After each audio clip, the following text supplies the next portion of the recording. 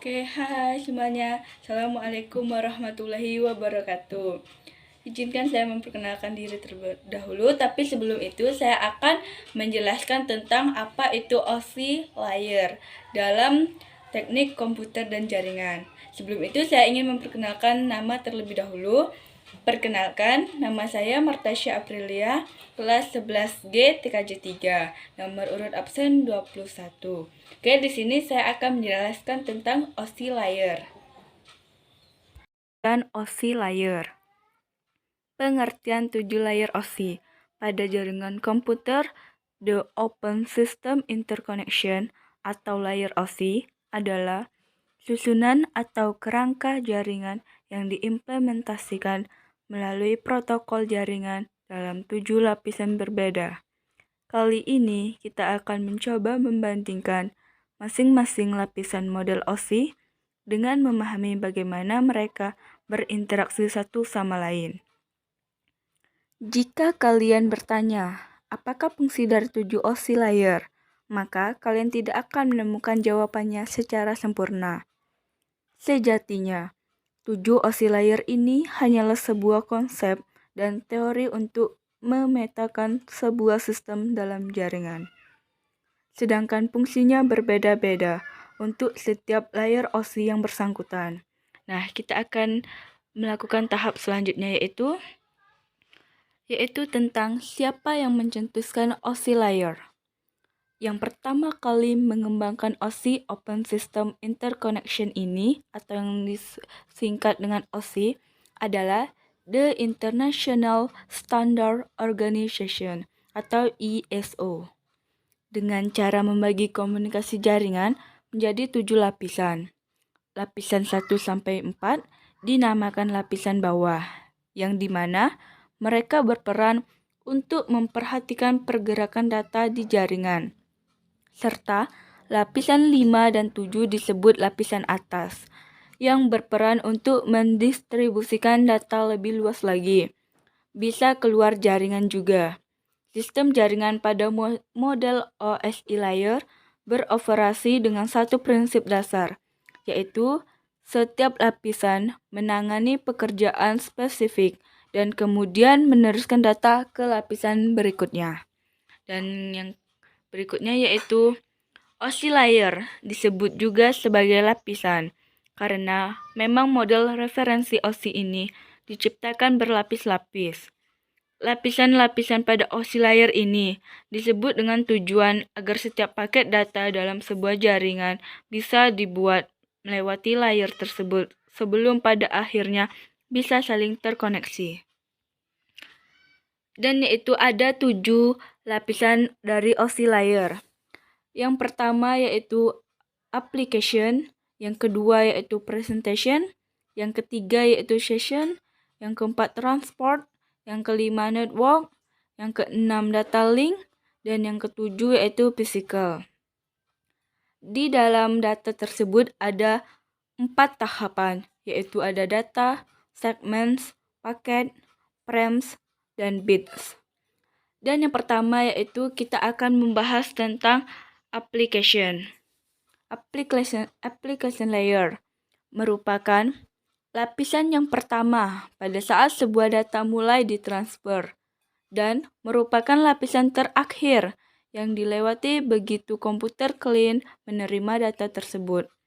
Ada juga fungsi dari application layer, yaitu sebagai pelepas data dalam sebuah jaringan dan juga penampil data dalam sebuah jaringan yang memiliki fungsi yang pertama menyajikan interface antara aplikasi dengan jaringan. Yang kedua, mengatur bagaimana sebuah aplikasi mampu untuk mengakses jaringan. Yang ketiga, membuat pesan-pesan berupa kesalahan pada jaringan. Yang keempat, menampilkan display dari sebuah jaringan. Dan yang terakhir yaitu protokol pada layar application. Ada beberapa protokol yang ditempatkan pada lapisan application layer ini. Yang ada 3 yaitu HTTP, SMTP, dan NVS. Dan ada juga yang keenam yaitu tentang presentation layer. Layer kedua pada saat data mulai ditransfer dan bertindak sebagai layer keenam ketika sebuah komputer menerima paket data disebut dengan nama presentation layer. Fungsi utama dari lapisan layer presentation ini adalah untuk mentranslate data yang akan ditransmisikan dari dan menuju sebuah aplikasi. Apabila merupakan proses awal, lapisan ini berfungsi untuk menerjemahkan aplikasi menjadi sebuah data yang akan ditransmisikan. Begitupun sebaliknya. Ketika memasuki proses akhir, presentation layer akan menerjemahkan data yang ditransmisikan ke dalam aplikasi. Protokol pada layer presentation. Berikut ini ada beberapa protokol pada layer presentation, yaitu ada redirector software, virtual network computing, remote desktop protocol. Dan yang kelima yaitu tentang session layer. Lapisan selanjutnya pada OSI adalah session layer. Lapisan session layer ini memiliki fungsi utama untuk mendefinisikan bagaimana sebuah koneksi bisa dibangun serta dapat mendefinisikan manajemen dari sebuah koneksi seperti menghancurkan dan memelihara koneksi. Yang keempat yaitu transport layer. Sesuai dengan namanya, transport layer merupakan lapisan OSI yang memiliki tugas sebagai penghantar. Ada beberapa fungsi utama dari transport layer pada lapisan OSI ini adalah yang pertama yaitu memecah data ke dalam jaringan paket-paket data. Yang kedua, mentransmisikan data dari session layer menuju network layer maupun sebaliknya. Yang ketiga yaitu membuat penomoran pada paket-paket data sehingga nantinya dapat disusun kembali dengan mudah. Yang keempat yaitu melakukan proses transmisi ulang pada paket data yang hilang. Berkat adanya transport layer ini, maka setiap data bisa saling berjalan dari server menuju kliennya dengan lancar tanpa ada gangguan. Yang ketiga yaitu tentang network layer. Nah, lapisan selanjutnya yaitu network layer. Fungsi utamanya yaitu untuk membantu mendefinisikan alamat IP atau Internet Protocol, sehingga tiap komputer dapat terhubung dengan satu jaringan. Selain itu, fungsi lain dari network layer adalah membuat header pada paket-paket data, melakukan proses routing, fungsi dari beberapa hardware jaringan, seperti router dan juga fungsi hubungan berjalan pada layer ini dengan cara melakukan pemecahan paket data dan juga melakukan proses routing. Dan yang kedua yaitu data link layer. Lapisan berikut pada OSIS layer adalah data link layer, merupakan salah satu layer yang penting karena memiliki fungsi yaitu yang pertama, pengoreksi kesalahan. Yang kedua, menentukan bagaimana setiap bit dari data dikelompokkan ke dalam frame. Yang ketiga, pengelamatan perangkat keras. Yang keempat dan yang terakhir yaitu menentukan bagaimana sebuah perangkat keras dapat beroperasi. Terdapat dua level pada lapisan data link layer ini, yaitu Logical Link Control atau yang disingkat dengan LLC. Yang kedua, Media Access Control yang disingkat dengan MAC. Dan yang terakhir yaitu Physical Layer. Pasti kalian semua sudah pernah tahu apa itu Physical Layer, yaitu layer pertama dalam sebuah data link layer, yaitu sesuai dengan namanya. Physical Layer berarti merupakan lapisan yang berhubungan dengan fisik.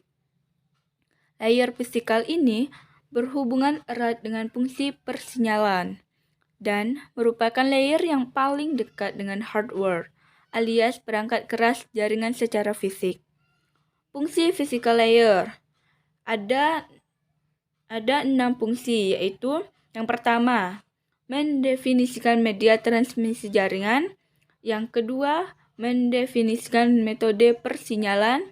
Yang ketiga, sinkronisasi bit data. Yang keempat, mendefinisikan arsitektur jaringan. Yang kelima, mengaplikasikan topologi jaringan. Yang keenam, melakukan proses pengkabelan. Dan yang terakhir yaitu mendefinisikan LAN card atau NIC dalam bekerja dengan gelombang radio. Dan di sini ada juga cara kerja OSI layer. Untuk memahami cara kerja dari OSI layer sendiri, Anda dapat membayangkan dengan tahapan dalam mengirim surat. Agar surat sampai kepada penerima dengan baik dan tepat, maka harus melakukan berbagai tahapan pengiriman sesuai dengan prosedur yang telah ditetapkan sebelumnya. Berikut ini merupakan beberapa penjelasan mengenai cara kerja OSI layer.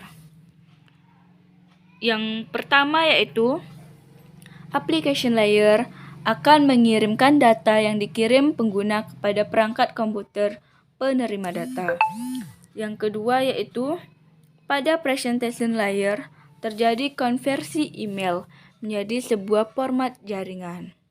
Yang ketiga yaitu pada session layer akan membentuk sesi perjalanan data hingga seluruh proses pengiriman data selesai dilaksanakan. Yang keempat yaitu di dalam transport layer pengirim melakukan pemecahan data. Kemudian data tersebut dikumpulkan pada transport layer penerima. Yang kelima yaitu network layer membuatkan sebuah alamat sehingga dapat menuntut dan mengarahkan data hingga sampai pada tujuan yang benar. Selanjutnya, di dalam data link layer akan dilakukan pembentukan data menjadi bentuk frame serta alamat fisik. Dan pada lapisan utama, tepatnya physical layer, data akan dikirim melalui medium perantara, jaringan menuju lapisan transport penerima. Langkah yang terakhir, alur-jalurnya proses akan berbalik dari physical layer menuju application layer. Nantinya akan mengarahkan pada jaringan komputer penerima. Dan berikut ini adalah layer TCP atau IP beserta fungsinya. Di dalam OSI model layer ada 7 layer, yaitu application layer, presentation layer, session layer, transport layer, network layer, data link layer, dan physical layer. Tetapi pada TCP atau IP model layer ada 5 layer, yaitu application layer, transport layer, network layer, data link layer, dan physical layer. Nah, berarti pada TCP atau IP model layer, application layer mencakup dalam model OSI layer yaitu application layer, presentation layer, dan session layer. Dan di sini ada juga penjelasannya yaitu tentang arsitektur TCP atau IP. Tidaklah berbasis model referensi 7 lapis OSI, tetapi menggunakan model referensi DARPA. Seperti diperlihatkan dalam diagram di atas, TCP atau IP mengimplementasikan arsitektur berlapis yang terdiri atas 4 lapis. 4 lapis ini dan dapat dipetakan meski tidak secara langsung terhadap model referensi OSI. 4 lapis ini kadang-kadang disebut sebagai DARPA atau DARPA model, Internet model atau DOD model. Mengingat TCP atau IP merupakan protokol yang awalnya dikembangkan dari proyek ARPANET yang dimulai oleh Departemen Pertahanan Amerika Serikat. Oke, sekian penjelasan dari OSI layer saya. Semoga kalian bisa mengerti dan saya ucapkan terima kasih. Dan saya akhiri dengan wabillahi taufiq wal hidayah. Wassalamualaikum warahmatullahi wabarakatuh. See you next time.